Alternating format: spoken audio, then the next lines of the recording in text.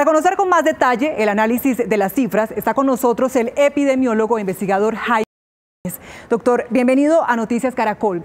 ¿Cómo analiza usted el comportamiento que presenta la curva de contagios? Reiteramos, hoy por primera vez se reportan más de 100 muertes y más de 3.000 casos de contagios. ¿Cómo lo ve usted? Daniela, buenas noches. Pues preocupante. Es lo que se viene viendo ya esta tendencia durante todo el mes de junio, y es que ya hay un aumento importante. Significa que la velocidad de transmisión viene claramente aumentando. Viene claramente aumentando, y es que desde el 6 de marzo, que se reportó el primer caso, hasta hoy, ya llevamos 108 días, y según los expertos, la mitad de los casos total son de los últimos 17 días. Entonces, sin duda, pues la pandemia tomó una velocidad de transmisión en Colombia. ¿Qué debemos hacer para cortar esa cadena? ¿Usted qué sugiere, doctor? Pues de alguna forma ya se viene haciendo, pero hay que hacerlo aún más, y es el tema de las pruebas. Básicamente, ¿qué es lo que sucede? La velocidad de transmisión lo que refleja es con qué velocidad unos individuos infectados están infectando a unos individuos sanos. Eso es todo.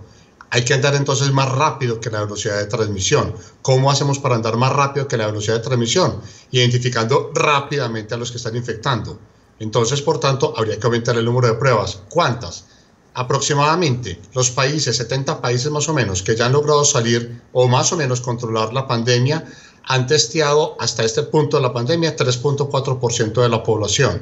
Nosotros llevamos más o menos 1.2.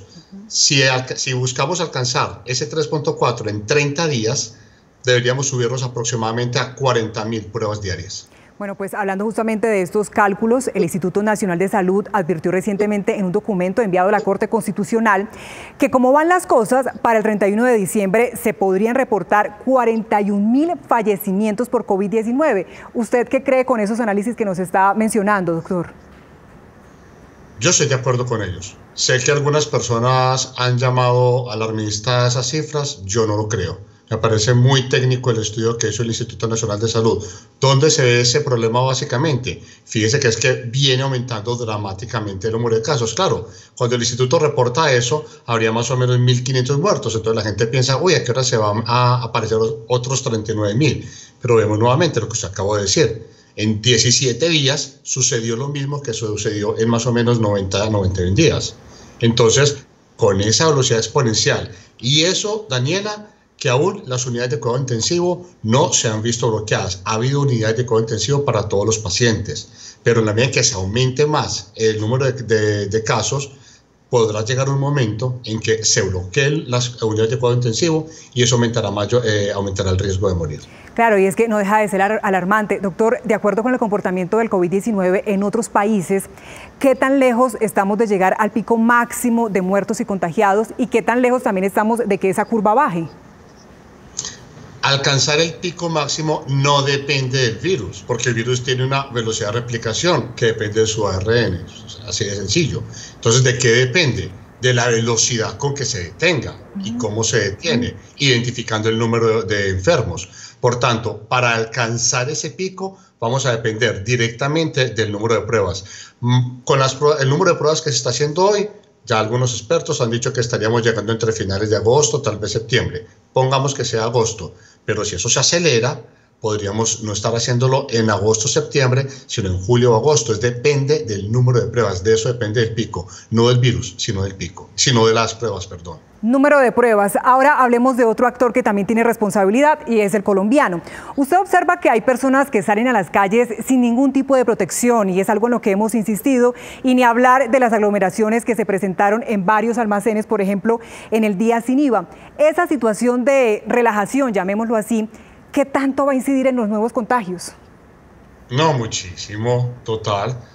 Es decir, es que se necesita de todo, se necesita tener mayor número de pruebas, pero tiene que haber una conciencia ciudadana de que esto apenas está empezando, porque si esto en realidad apenas está empezando, porque veníamos más o menos bien, porque había medidas de cuarentena, pero la economía no se puede quedar quieta, ni la nuestra, ni la de ningún país se puede quedar quieta tanto tiempo. Hay que reactivar la economía, pero hay que hacerlo de forma segura, pero la ciudadanía tiene que entender que tiene que poner de su parte. Solo no funciona esto. Hay que aumentar el número de pruebas, eso es función del gobierno. Hay que ser juiciosos con estas medidas, esto es nuestra responsabilidad, Daniela. Doctor Jaime, pues sin duda el análisis que usted nos está presentando ya nos preocupa aún más y quisiera insistir, entonces en Colombia lo peor aún falta, ¿está por venir? Desafortunadamente sí, Daniela. Fíjese que esto apenas está comenzando el pico. Fíjese lo que pasó el viernes, eso lo vamos a ver reflejado en más o menos 15 o 20 días. Sí, desafortunadamente sí, porque fíjese que el Instituto Nacional de Salud dice que va a haber 40.000 muertes y no me pareció un cálculo descabellado, desafortunadamente, y apenas llevamos 2.000. Entonces sí, lo peor está por venir, Daniela. Muy preocupante. Finalmente, doctor Jaime, el INVIMA autorizó que Colombia haga parte de los 25 países del mundo que participarán en un ensayo clínico que coordina la Organización Mundial de la Salud para encontrar un tratamiento contra el COVID-19. Usted, con su experiencia, ¿qué expectativas tiene en esta noticia? Pues es buena noticia desde el punto de vista académico, pues quién no quiere participar de un ensayo clínico, de la experiencia de participar en el ensayo clínico. Pero ojo con esto, en un ensayo clínico es que a veces la gente se genera una expectativa de que como vamos a hacer el ensayo clínico el medicamento funciona. No, para eso es el ensayo clínico. No sabemos si funciona. Entonces lo que importa en el ensayo clínico es respetar todas las normas que va a haber en el ensayo clínico. Aún no sabemos la respuesta. Ojalá funcione, es un deseo. Es importante que participemos, eso nos hace visibles en el campo científico, pero eso no puede ser una falsa esperanza, no. Lo único que necesitamos saber es, ¿funcionará o no funcionará? Dado que no lo sabemos, necesitamos el ensayo clínico. Y que ojalá funcione. Pues, doctor Jaime Ordóñez, epidemiólogo e investigador, muchas gracias por acompañarnos en Noticias Caracol. Con mucho gusto, Daniela. Gracias por la invitación. Feliz noche.